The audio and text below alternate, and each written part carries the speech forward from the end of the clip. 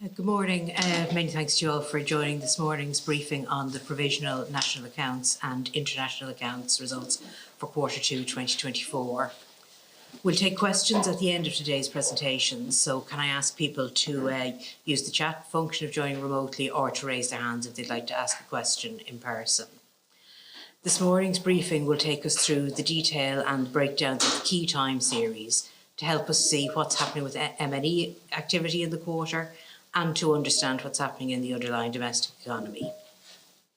The slides from the briefing will be available with the statistical publications on cso.ie, and we hope to make a recording of today's presentations available on the CSO YouTube channel. Contact details are available on the statistical publications and on the press release, so please contact us at any stage with your questions. So I'll pass to Kieran and John now to take us through the results for the national accounts and international accounts for Q2. Thanks, Gillian. Morning, everyone. I'll take us through the main results for our quarterly national accounts, Q2 2024. Firstly, I suppose our headline figure this quarter is GDP is down 1% quarter on quarter. I think everyone is aware we've two methods of producing the GDP estimate, with the output method and the expenditure. And if we look at the indicators on the output side along the top of the infographic there, we see most sectors are down in the quarter. Industry and information and communications, the two heavily M&E dominated sectors, are down just less than 1%, 0.7% and 0.9% each. And some of the main domestic sectors, distribution, transport, hotels and restaurants, down 1.1%. Professional admin and support services down 2.9%. Financial and insurance activities down 9.8% and construction down 1%. On the expenditure side, personal consumption is up 1.1% on the quarter, government expenditure up 1.5%, investment down 65.1%, and that is driven really by a large IP export in the quarter, which is also helping the 12.1% increase in exports. Now that IP export, I suppose, like IP imports in previous quarters, is GDP neutral, as it is in the exports as well as the investment. And our imports then are up 4.7%.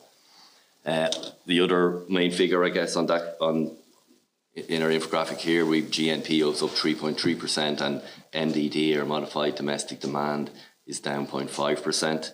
And this, I'll discuss it later, but it's really been driven, I suppose, by a decrease in domestic investment in the quarter. So I guess the overall story is we're down 1%, where M&E continues to decline as it has done over the last number of quarters, and we also have a decrease in domestic investment, which is bringing down the expenditure results. But I suppose one note of caution, I guess, when we are this close to zero, that sometimes the price or seasonal adjustment factors can have an influence one way or the other. So when we look at the time series here for GDP and MDD, I suppose the first thing to point out is that both are negative this quarter, haven't been positive in Q1. MDD is the first negative quarter since Q3 2023. But I think if you look at the entire time series, I think what you can see is that we've been relatively stable these quarters in 2024 after some very, I suppose, variable changes in the years out of the pandemic in 21, 22 and 23. This is the second estimate of GDP that CSO has produced. At the end of July, we produced our T plus 30, which with an estimate of 1.2%. Now, that's as we say at the time, it's a frontier publication. We only have the output method and we have a limited set of data. Today, our results today have enhanced data on the output side and also the expenditure side, and so that's led to the revision from 1.2% down to -1%. Looking at where this puts us on the European context, we're on the far left there, beside Latvia and Sweden, with I think the average for the EU, the quarter was an increase of about 0.3% on the quarter. So I think we're usually far left or far right in this chart. Looking at the output method in a bit more detail, and when we look at sector growth seasonally adjusted. Again, as I mentioned, most sectors are down the quarter, but it is a bit mixed. Public admin and education and health and real estate activities were both positive in the quarter. Generally, most sectors are down around that 1%, except I think finance and insurance activities and arts, entertainment and other services are both down around, with exception to this, down around 10%. I think something else to take out of this quarter is the size of the industry and information and communication sectors, over 50% here of the chart. So that shows that they have a strong influence, I suppose, on the overall result. If we look at the trends over time, and I think we can do this in our publication that's available on the website today, you can look at particular sectors, and here looking at the two main multinational dominated sectors, industry and information. I think I suppose to point out in recent quarters it's pretty flat, the change, but when we look back at 22 and 23 after that, there was particularly high growth in 22, and that has worked itself out of the system, I guess, over 23 and now into 24. Information and communication has been growing steadily over those years, but has flattened a bit in this quarter. On the couple of the domestic sectors, distribution, transport, hotels and restaurants and construction, you can see that after the growth out of the pandemic at the end of 2021, both of those have been relatively constant over that period, with distribution, transport and hotel up a bit and at 103 and construction down over that period. Yeah, when we look at some of the high frequency releases that we produce in the office, it helps add a bit more context and explain what's happening. And I think here this shows that the manufacturing in the recent months has been relatively flat. It's been stable there after a number of years of extreme growth or falling. So yeah, I think that backs up that message from the trend that we're seeing in our sectors, that 2024 has been relatively stable. The monthly services is slightly different. It's a bit of a mixed picture. The services are generally up over the quarter, but as you can see, some sectors are bouncing around a bit month to month. When we look at the quarterly growth rate of when we look at the multinational dominated sectors together and the domestic sectors together, we get a slightly different picture now. I suppose one thing to point out, IT and industry are the two main sectors in the multinational dominated sector, and you can see from this chart that they're just down 0.1% compared with the 0.7 and 0.9%, and I think this is really a factor of our seasonal adjustment. When we seasonally adjust the series together, the aggregate rather than the individual series, it can sometimes give different results. But bearing that in mind, I think the main thing to point out is the domestic sector is down at 1.8%. That's the first negative result since Q1 2022. And on the multinational dominated sectors, the fall, obviously, you can't even see there, it's effectively flat after a number of years of decreases. On the income side, we also produce a series of compensation of employees in the national accounts. This is the cost of employing someone in the state, and looking at this in constant prices, seasonally adjusted, we were up 0.7% quarter on quarter. If we just look at some interesting information and communication, is up quite highly over that period, and I think this reflects the results of the LFS published last week. I suppose this is a positive take out of thing that wages are going up in the quarter, so there is still activity there, and maybe not as negative as it looks.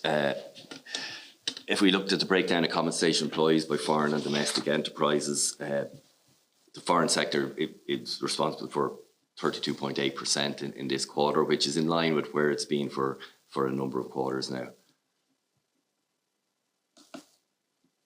Looking at the expenditure side of the national accounts, and you can see that the expenditure is made up of personal consumption, which was up in the quarter, government expenditure up in the quarter, gross fixed capital formation considerably down in the quarter, but that is offset by the increase in net exports, leading to this small decrease in GDP. When we take out that globalised effect and we look at our modified domestic demand, which is that blue line, we were still down 0.5%, and this is really driven by a decrease in the modified GFCF. That's the GFCF with those intangibles and aircraft leasing taken out, which dropped 7% in the quarter, which was obviously wasn't offset by the increases in PCE and government expenditure. PCE itself, quarter on quarter, is up 1.1% seasonally adjusted, with goods down 0.1% and services up 1.9%. In the European context, this puts us over here to the right, beside Hungary and Croatia, with some Lithuania, Finland, Netherlands quite negative in the quarter. Looking at more of our high frequency publications that we produce, the monthly retail sales, I suppose you can see it's a bit of a mixed picture, but generally has been negative in the quarter, which I guess points towards why that the goods has fallen on that in that PCE result. Looking at capital formation quarter on quarter, and we're down 65.1%. So I guess because of the large intangible, we've had to suppress a lot of the results here, so we can't show as much here as we'd maybe liked it. But building and construction is down 0.8%. I guess that includes dwellings and improvements, and you know from our new dwelling completions results in recent times that isn't rising as much as it has been, and is flatter quarter on quarter than it has been in the past. Machinery equipment is up 15.4%, but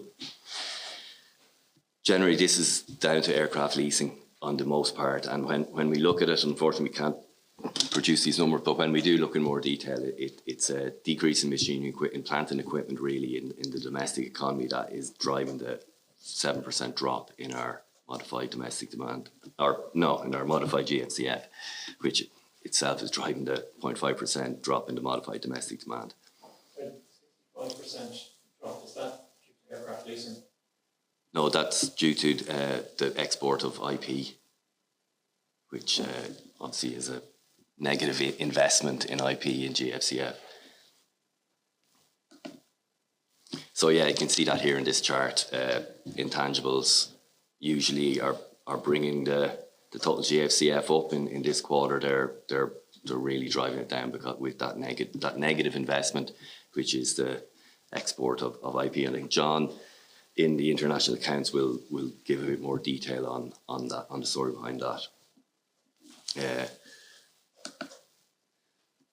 The third part of the expenditure method is government expenditure on goods and services, and as you can see from this chart, that's up quarter on quarter, 13 billion against 12.8 billion in quarter on 24.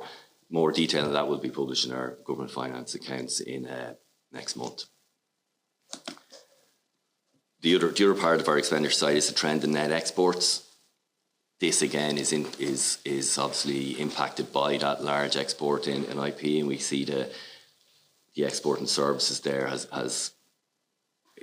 a lot higher than it was last quarter. I think another thing to note is that the imports of services are also up, and if it wasn't for that large export of IP, which is GDP neutral, our net exports would probably be down quarter on quarter. And I think we can see that here when we look at the contribution of MDD and net exports to the quarterly GDP, that net exports, despite being up in a quarter, is bringing down, helping lead to that negative GDP change in the quarter. On GNP, it's up 3.3% in the quarter, and that's down to the decrease in net factor flows of 29.1 to 24.8 billion in the quarter. I think it's useful after 2 quarters to have a look at where we stand over the year and compare it with last year. And looking at this quarter against the same quarter last year, GDP is down 4%. And looking at the full half year 2024 against the full half year 2023, it's down 4.4%.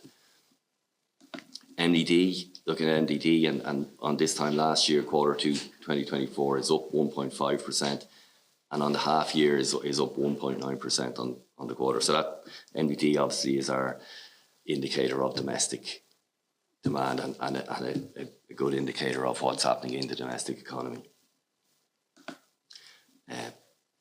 Looking at price effects in the quarter on GDP, our current price is down 0.5% and our constant price down 4% quarter on quarter, which gives an implied deflator of 3.7%.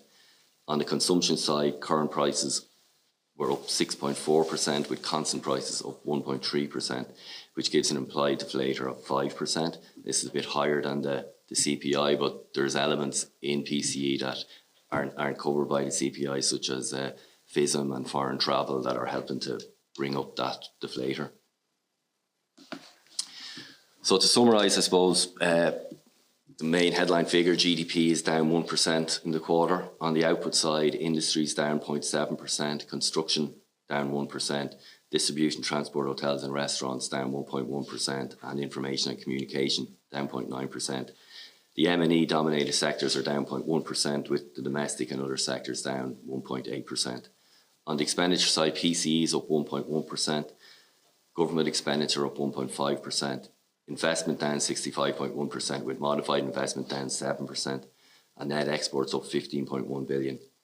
Final domestic demand is down 20.5%, but then when we take those globalised factors out, we've modified domestic demand down 0.5%. And with net factor outflows down from 29,131 million in Q1 to 24,848 million, GNP is up 3.3% on the quarter, and compensation employees is up 0.7%. So I think in general, I suppose we continue to see that decrease in the M&E sector, and in this quarter as well, we have a decrease in domestic investment, which is leading to that GDP down 1%. But there is some positive stories there. PCE is up 1.1%, and compensation employees also up 0.7% in the quarter. So thanks, Gillian. I'll pass you on to John. Thank you. So now I'd like to take you through the international accounts for Q2 2024. So first we can see our infographic, which gives a good summary of the results. We have goods exports of 79 billion and imports of 40 billion, giving us our merchandise balance of 39.5 billion. Services exports of 130 billion and imports of 106 billion, giving us our services balance of 24.5 billion, which is largely driven by the increased IP exports this quarter. Our income inflows are 78 billion and outflows 106 billion, and this gives us our net income outflows of 28.5 billion. And these all combined to give us our current account balance of 35.5 billion, or 28.4% of GDP.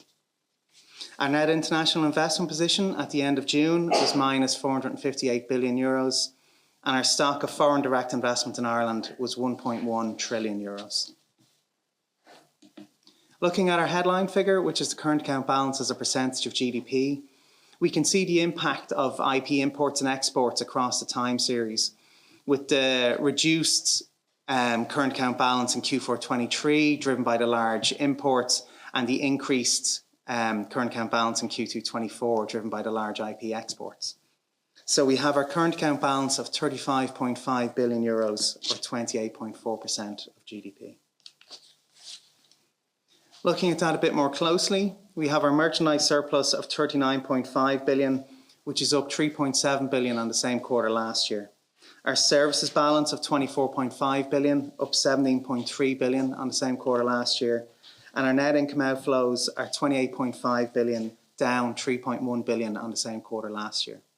And these give us our current account balance of 35.5 billion, which is up 24.1 billion on the same quarter last year. Looking at this balance over time, we can see the quarters with the large negative services balances in Q4 21, Q4 22 and Q4 23, signifying the large IP imports those quarters. And then we can see the large positive services balance in Q2, signifying the large IP exports.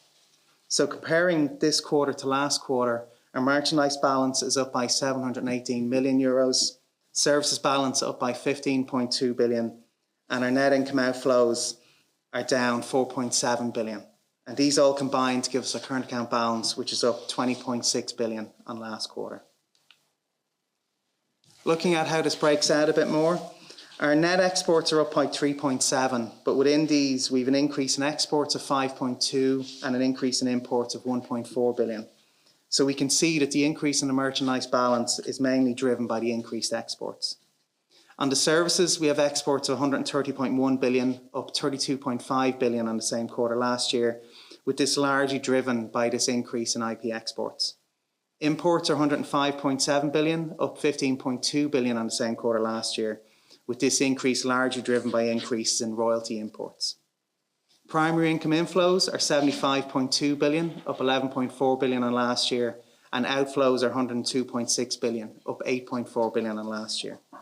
Within these, our direct investment profit and interest inflows are 18 billion, up 1.1, and outflows are 43 billion, down 2.7, with the rest of the change in primary income driven by portfolio investment and other investment. Looking at our goods imports and exports, in Q2, our exports are up compared to last quarter and up compared to last year. And similarly, our imports are up compared to last quarter and up compared to last year. And while both imports and exports are up, the increase in the merchandise balance is mainly driven by those increased exports. Looking at how these break down into international trade, goods for processing and other, we can see our international trade exports are up 934 million on last quarter and up 4 billion on last year, while our goods for processing exports are up 1 billion on last quarter and up 345 million on last year. Merchanting, which is a net export, is up 1.7 billion on last quarter and 1.2 billion on last year. On the import side, our international trade is up 2.1 billion on last quarter, but down 2.7 billion on last year, while goods for processing imports are up just 172 million on last quarter and 3.8 billion on last year. So we can see that the increase in net exports year on year is largely driven by the increase in international trade exports. On the services side, comparing this year to last year, we have an increase of 32.5 billion overall. Within this, there's an increase of 11.3 billion in computer service exports, and business services are up 19.8 billion, again, largely driven by these increased IP exports. Within this, we also see an increase in operational leasing exports of 46 million. Tourism services are up 264 million, while transport services are down 129 million. So we can see the increase in service exports is largely driven by the increase in IP exports, although we do also have large increases in computer services. On the import side, year on year, we have an overall increase of 15.2 billion, with business services up 1.9 billion. Within this, R&D is up 1.2 billion and miscellaneous business services 740 million. But royalties are up 11 billion on the same quarter last year. Tourism services are down 220 million. So we can see that the increase in imports is largely driven by the increase in royalty imports. Looking a bit more closely at these royalty imports, the blue line here gives us the total royalty imports, while the green bar gives us the amount of royalty imports related to the pharma sector. And most of the difference is related to the ICT sector. So for pharma, we can see an increase on last quarter of 1.5 billion and a decrease on last year of just 138 million. While overall, we see an increase on last quarter of 4.4 billion and an increase on last year of 11 billion. And this means that quarter on quarter, we have an increase in ICT royalty imports larger than the increase in pharma royalty imports. And year on year, we see that the increase is largely driven by increases in ICT royalty imports. Looking at our direct investment income, we have inflows of 18 billion this quarter, up 1.1 billion on the same quarter last year, and outflows of 43 billion, down 2.7 billion on last year. And these combined to give us a decrease in net direct investment income outflows of 3.8 billion compared to last year. Looking at quarter on quarter, inflows are up just 206 million, while outflows are down 5.8 billion. And these combined to give us the decrease in net direct investment income outflow of 6 billion compared to last quarter, giving us our net outflows of 25 billion euros. Looking at how these outflows break down, we can see that our income on debt is fairly flat. We see a similar level of dividends in Q2 compared to Q1, But with the decrease in overall income outflows, this means reduced reinvested earnings of just 258 million. Looking at the outflows by sector, we can see that quarter on quarter, we have a decrease in the manufacturing sector of 4.4 billion and a decrease in the information and communication sector of 1.9 billion. So we can see that the decrease in the quarter is mainly the decrease in the manufacturing sector. Year on year, we have a decrease in the manufacturing sector of 858 million and a decrease in the information and communication sector of 2.6 billion. Looking at our current account with the UK, the trade balance with the UK is up 0.2 billion to 2.6 billion, and net income outflows have increased by 1.9 billion compared with the second quarter of 23. And the result is a current account deficit of 7 billion in the second quarter of 24, up 1.6 billion from the deficit of 7.6 billion in the second quarter of 23. Looking at our financial accounts over time, we see relatively large net transactions in direct investment, but smaller net transactions in the other functional categories. Direct investment abroad increased by 14 billion, while direct investment in Ireland decreased by 21.7 billion, giving us a net increase of 35.7 billion. Portfolio investment net decreased by 4.7 billion, while other investment net increased by 3 billion. Looking at our international investment position, at the end of June 24, it stood at minus 458 billion euros, an increase of 15.4 billion on the end of March figure. And this change is largely driven by changes in the financial sector. So to summarise, we have a current account balance in Q2 24 of 35.5 billion or 28.4% of GDP. And the increase on last quarter is largely driven by the increased IP exports. We also have increased computer services exports and royalty imports compared to last year. So now I'd like to pass you over to Gillian to summarise. Thanks, John. So just to summarise the headline results for the quarter, we saw that gross domestic product had fallen by 1% in the quarter, with modified domestic demand, the indicator of the underlying domestic economy, falling by 0.5%, while personal consumption spending rose by 1.1%.